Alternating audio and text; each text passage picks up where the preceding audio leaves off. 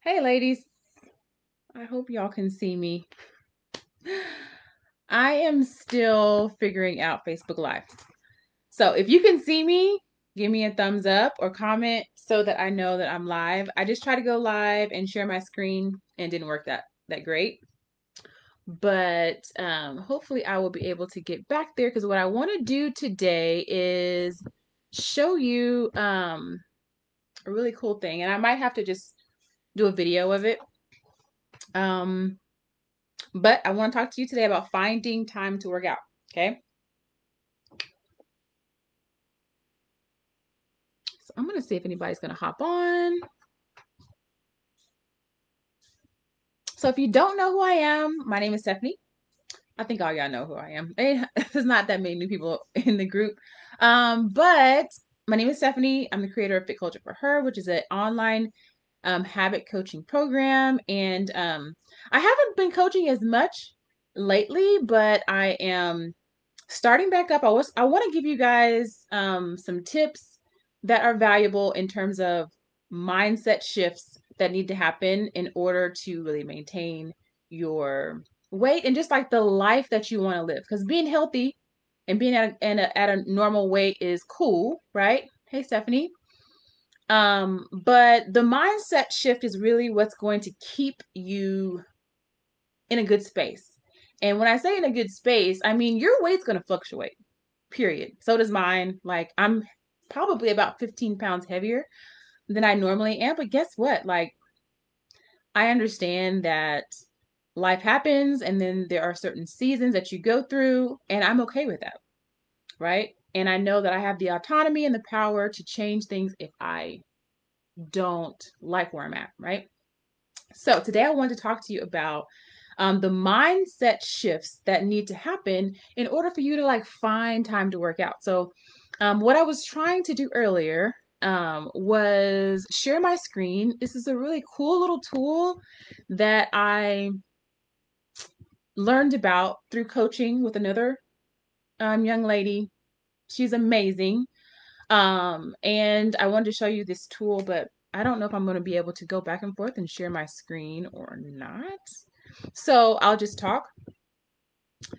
So I have my notes. I have a very bad memory. So I always have notes. So if you see me looking down, looking at my notes. But so finding time to work out. So this is like one of the biggest barriers to working out and staying consistent is finding time to work out. We're all busy. A lot of us are moms. We might have a job. We got kids. You may be taking care of a sick relative. Like, there's a million and one things that we could be doing, and finding time to work out. Sometimes you really don't have a time, and then sometimes it's our mindset and the way we're looking at it that makes us feel like we don't have time, but we really do have the time. So I want to talk about that today. Okay. So if you watch the replay, hashtag replay, if you are watching, let me know you're here so that I can say hi. What's up, Stephanie Rodriguez? I'm really excited to get into this. So, number one, I would encourage you to do an audit of your week. Okay. So, I'm going to have to post a video. Right after this, I'm going to post a video of the tool. It's just an Excel spreadsheet, but it helps you. Hi, Nikki. Helps you to do an audit of your day and of your week to see, like, do you really not have time, or are you choosing in some moments to do something else, whether that be sleep, whether that be watch Netflix, whether that be just procrastinate or whatever. Because sometimes, a lot of times, that is what the issue is, right? So if you were to take your day and break it down from whatever time in the morning that you get up to whatever time you go to bed, and break it down hour by hour, and that's what I'm going to show you in the video. And unfortunately, I can't get to it here. I thought I was going to be able to share my screen, but if you were to take your day and dissect your day from hour to hour, from the time you wake up, from the time you get up to go to work, take the kids, um, you know, get off from work, your commute, what you do in the evening times. If you were to dissect that hour by hour and kind of highlight some of the time that you are maybe procrastinating or doing things that don't serve you, what would that look like? Like how much time are you wasting throughout the day doing things that don't serve you or not being intentional about that hour? Does an hour or two or three go by and you're like, man, I haven't been doing anything for, a few hours, right? Um, does that happen often? Does that happen multiple times throughout the week? I'm a firm believer of having like downtime.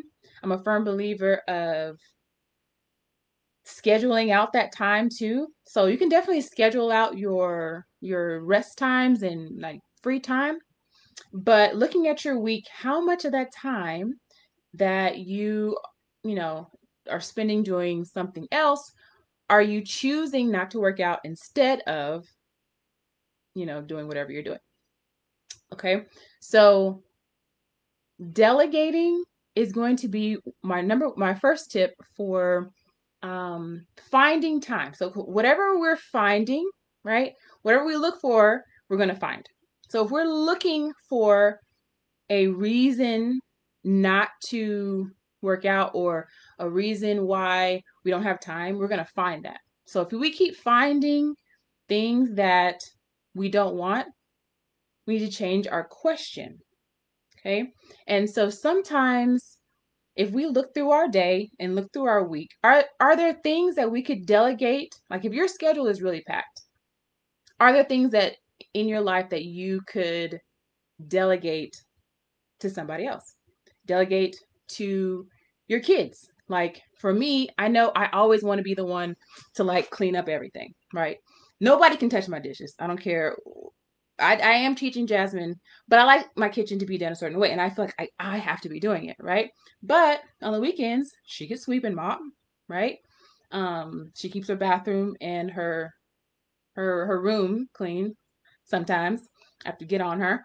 But can you delegate some of the housework? Can you delegate and ask your spouse, hey, can you pick up the kids? Because even if it's like an extra 30 minutes to save you some time, if you can delegate some of the tasks that you have to do, because I know we take on everything and we always feel like we can't ask for help or we have to do everything with a smile and it's difficult. So can you take some things off of your plate? Okay. And sometimes you can't, and I get it. But doing that audit and that video I'm going to show, I'm really mad that I can't show you, but it's going to be important. So that's tip number one. Can you delegate some of the things that you're currently doing that are taking up time to someone else or eliminate it altogether and save yourself some time? Okay. Tip number two, understand that you have the power to create the time. And that is a really empowering thought because guess what? You are not a victim of your day. And if you are, that's also a mindset shift that you can change immediately. You're not a victim of your day. So I have been thinking, this is just recently, I've just been thinking like, I want to be the CEO of my day. Like, and sometimes I think like, what would my CEO do? Like, what would the CEO do? What would the boss do? What would someone who is empowered, who is like killing it do? What would she do in this moment? So at 6 o'clock in the morning, when my alarm goes off, I'm like, okay, what would my CEO do? And I don't always do the right thing. I'm not going to say I'm perfect, but it definitely does like shift something inside of me because I'm like, you know what? She would go ahead and do my meditation or whatever my morning routine is. And a lot of times it's getting on my Peloton app and doing my meditation or getting on YouTube and listening to motivation. This morning I listened to Mel Robbins. I have a little gratitude journal that I use. Here it is right there. Start your day with gratitude, with a grateful heart. So I write my affirmations in here and my gratitude. That's what my CEO would do. Okay. My CEO, the girl that's like killing it and that does what she needs to do and who's intentional, that's what she would do at 6 a.m. when my alarm goes off. Okay. So create that time. So that's a mindset shift. I can create the time. So how can you create the time? You can move things around in your schedule. So sometimes it's like we go through our day and we're just like, oh, well, so and so needs me to help them move, or so and so, my kids want me to take them to the park.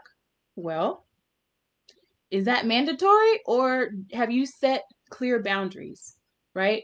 Number one, have you scheduled your workout? So let's back up. If the way that you're going to get this done, and you'll see in the audit that I show you the video, scheduling your workout. So if you know Monday, Tuesday, Thursday, Friday, I wake up and I work out at 6. You know that's set in stone. So then you can protect that time, right? You can protect that time because now it's a non-negotiable.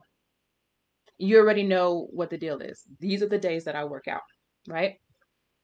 Oh, I see I be missing these comments. That's been me lately. I feel the same way about my kitchen, but I still delegate chores to the kids so I can get something else done. Yes. Yes. My kitchen, I'm like super anal about my kitchen.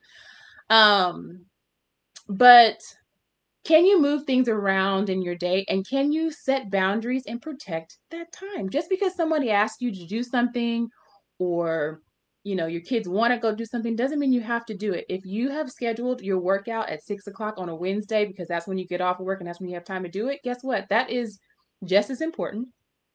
It's okay to say no. Hey, I actually have a scheduled appointment with myself.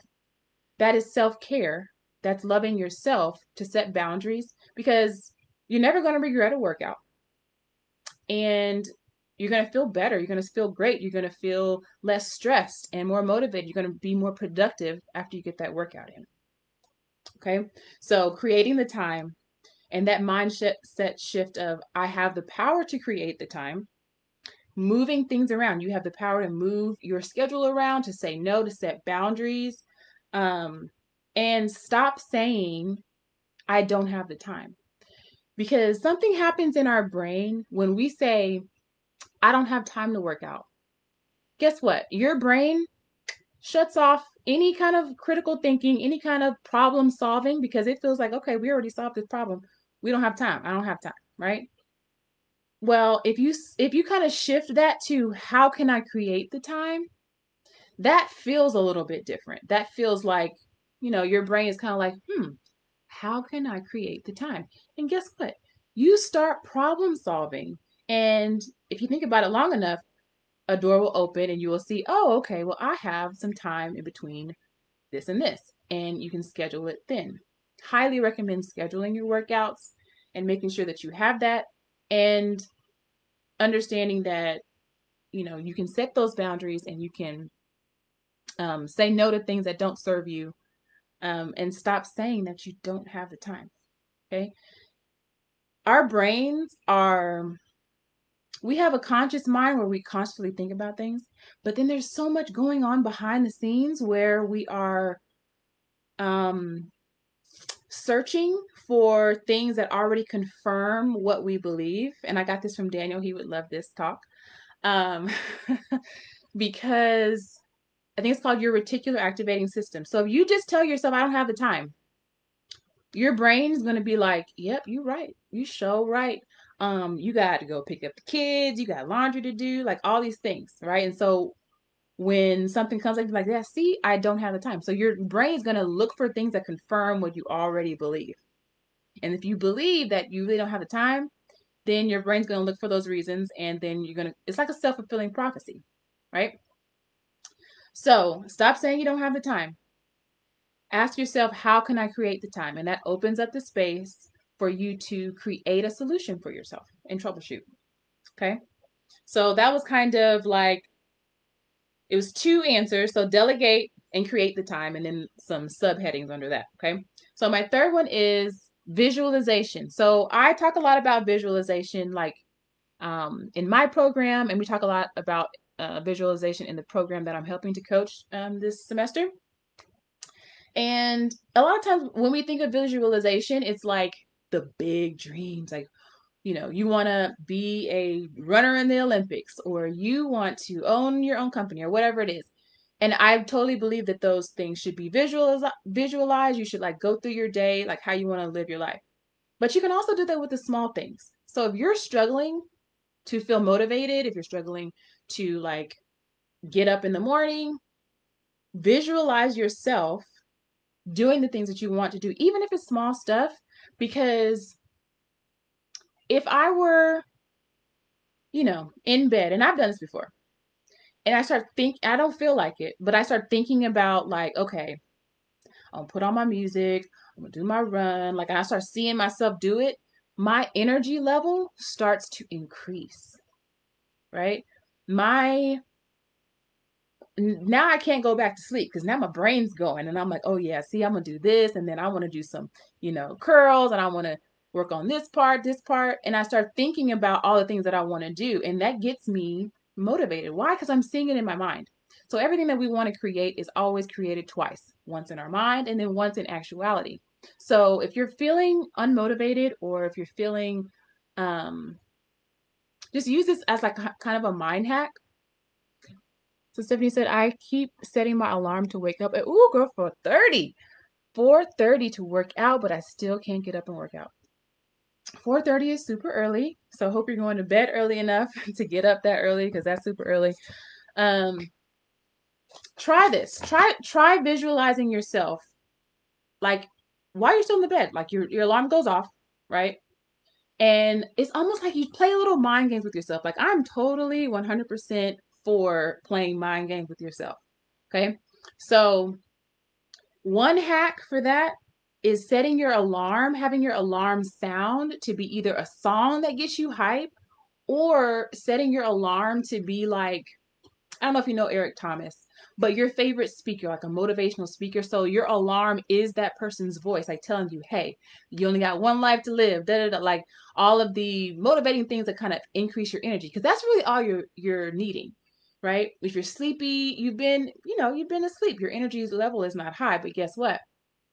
If you get your energy raised, there's no way that you're going to be able to sit in the bed or to lay down in the bed, because your heart starts beating a little faster. Your mind now is starting to go. So try those two hacks. Like, put your alarm, or set your alarm to something that is going to start increasing your energy level.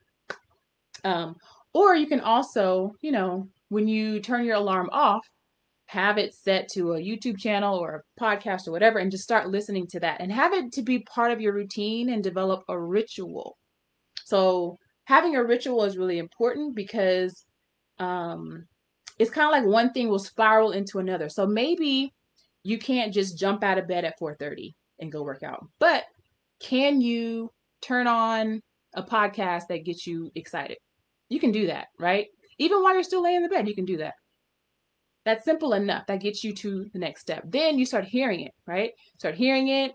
Your energy level is up. You start thinking. You start getting motivated, and then you feel like, okay, let me get up and just put my clothes on. Like, I can do that, right? I can do that. That gives you to the next step. And then once I put on workout clothes, I'm like, okay, I'm good. I can go. You can go put your music on. That's my next step. Put my music on. I listen to Savage, Beyonce, and Megan Thee Stallion, and I listen to that's the first song that I listen to. And so it's funny because I take the same route when I do my warm up run. And so when I hear Queen Bee, I'm like, okay, I feel like I'm going to start running, because like that's the first song that starts me off. That's lets my brain know like, hey, it's time to work out. So Stephanie, do you think that will help, or what are you willing to do? Like, are you willing to do one or all of those things to see if that will help you to get up in the morning? Because you may not be able to commit to like getting up 4:30, but you can commit to turning on a podcast. You can commit to, maybe sleeping in your workout clothes or something like that, right?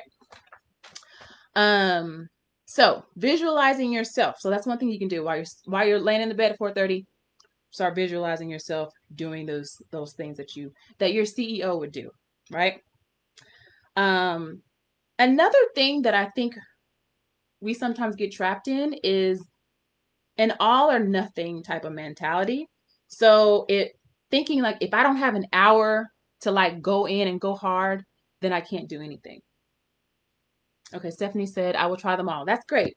Let me know how that works. Let me know. I mean, it may not work every time, but see how that changes things and see how many more times you can get up in the morning. But so sometimes we have an all or nothing mentality. Like if I don't have an hour and a half to work out, then I can't work out at all. Well, that's a mindset shift. Why? Because if you have 20 minutes, you have enough time to work out.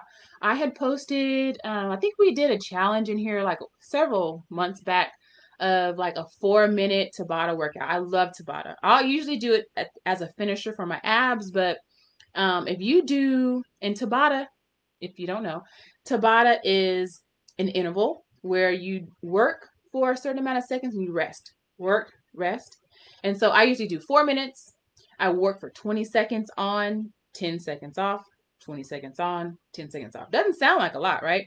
But it can be really effective. It's super short and you get sore from it for sure. So if you string a couple of those 4-minute workouts, maybe you do bicycles, maybe you do burpees, and then maybe you do push-ups or whatever. That's 12-minute workout. Like you don't need an hour and a half to do a workout. If you can catch 20 minutes, catch 20 good minutes, you can still get a workout in. So it's not all or nothing. It's not like, oh, if I don't have an hour, then I can't do anything. That is like a lie that we tell ourselves.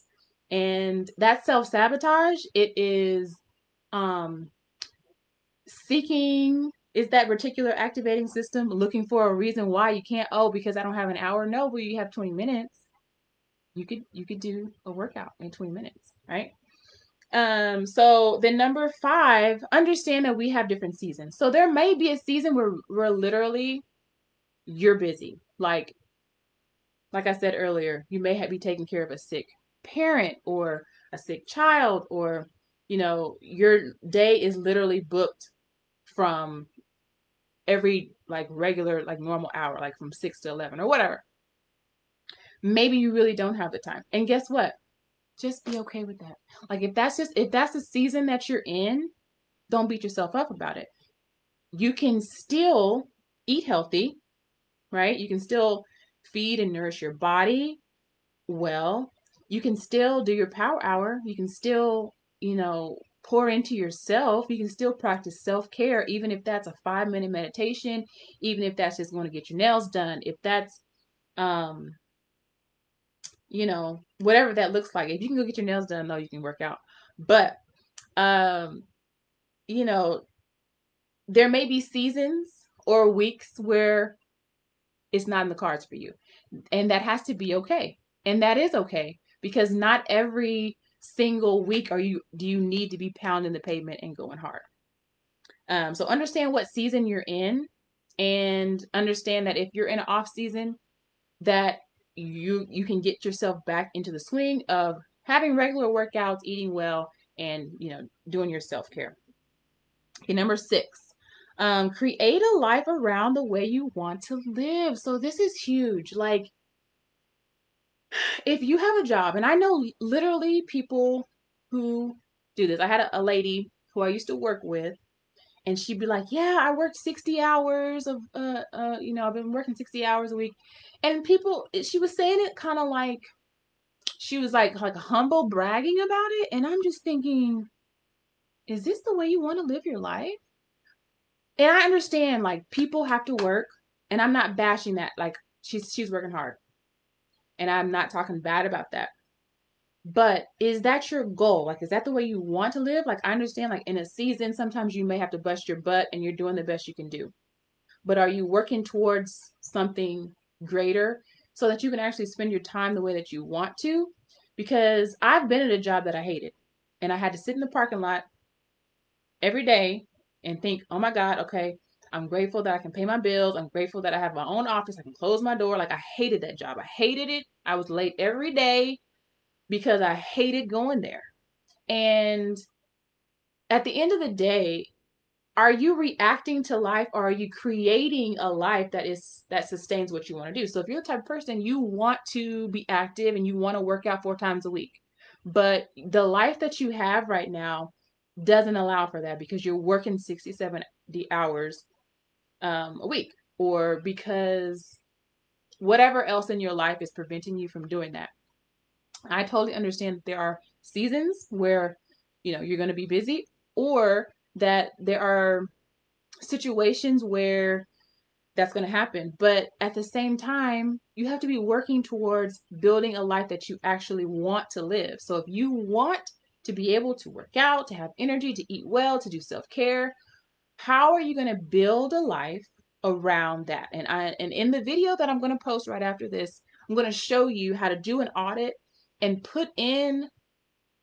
schedule in your priorities, schedule in what you want to do. So if you really want to learn Spanish, or maybe you want to start investing, make that a concrete thing where you schedule it into your schedule, instead of saying, oh, well, I want to, learn investing so that I can start making some residual income so I can stop working 60 hours a week.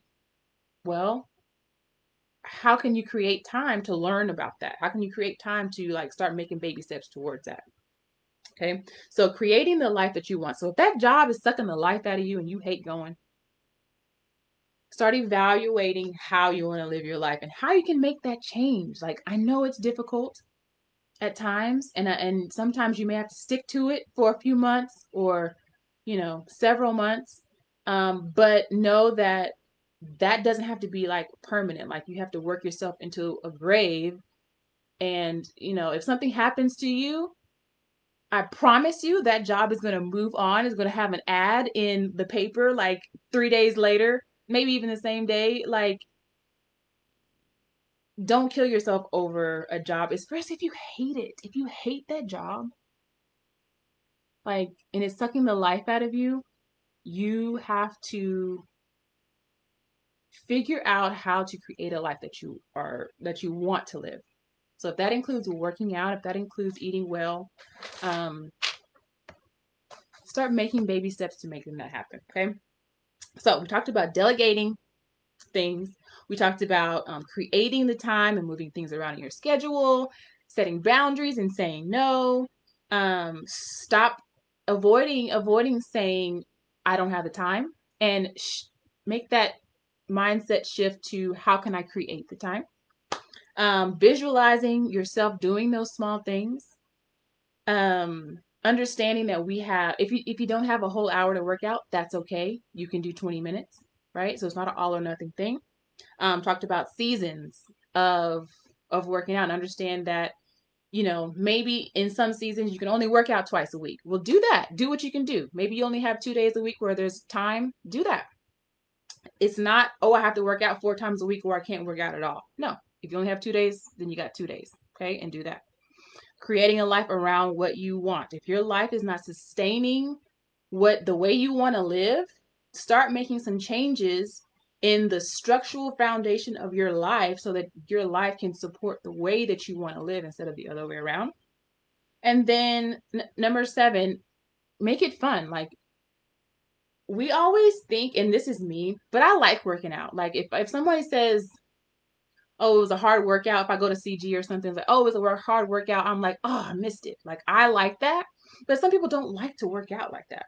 So it doesn't have to be some gym workout with heavy dumbbells and you have to be killing yourself. It doesn't have to be that way. You can schedule in time to go play tennis with your kids, go for a bike ride, go play basketball, or go canoeing, go kayaking. Find something that you enjoy doing and schedule that in. It doesn't have to be a HIIT workout. It doesn't have to be a dumbbell workout. You can make it fun and make something that you can do. Now, obviously, it'd be preferably if it was free so that you don't have to pay money each week or several times a week. But you can maybe work out twice a week and then go and play tennis. twice a week. So you get 4 workouts in, but 2 of them are things that you really, really enjoy, and 2 are just like weightlifting workouts. So it doesn't have to be something that you hate, right? So those were 7 tips, and really I could have broken it down to more, but 7 mindset shifts that we can utilize to create time and understand we have the time to create. We have the ability to create the time to work out and creating hacks so that we can actually feel motivated, because motivation is not like static. I can put on music, a certain type of music, and visualize myself doing whatever it is, and now my energy is raised. So just because I feel unmotivated today doesn't mean that all day I'm going to be unmotivated, because I can, you know, I can create hacks, things that I know that motivate me, and do those hacks, and now I feel like going to work out. So hopefully that was helpful. If it was, let me know. The last time I went live, I told y'all that I was going to try not to be so long-winded. It was like 45 minutes the last time. I was like, crap, let me try to make it a little bit shorter. So I hope I did that. I'm at about 31 minutes. I am going to post a video, which is what I was trying to show you guys, of a way that you can do a time audit on your day and on your week to find the time. Okay. So if you found the video helpful, let me know. Last week we talked about hunger. I think it was. Thank you, Stephanie. Last week we talked about hunger and cravings and self-discipline. So if you missed that, go back to the page and scroll down and look at that video. The week before that, I think I talked about self-sabotage and the ways that we self-sabotage. So if you missed that, that was also a good one. I would love to know what would y'all like for me to talk about next? Was kind of thinking, I think I had an idea earlier, but I can't remember what it was. But if you think of anything that you'd like me to touch on, whether it's nutrition, whether it's fitness, or whether it's a mindset issue, let me know. You can comment and let me know what next topic you want me to talk about. For right now, Tuesdays at 6:30 or 6 o'clock. Yes, Tuesdays at 6 is working out pretty well for me. So I will post the next live, probably again 6 o'clock on Tuesday. But I would love to know what you would like me to talk about next time, nutrition, fitness, or a mindset hack. So anyway, hope that was helpful. Thank you for watching. If you do watch, #replay, and also let me know what you would like to hear for the next live. I'll talk to y'all soon. Hey, and be on the lookout for that video. I'm about to post a video right now of how you can find the hour to work out. All right, bye, y'all.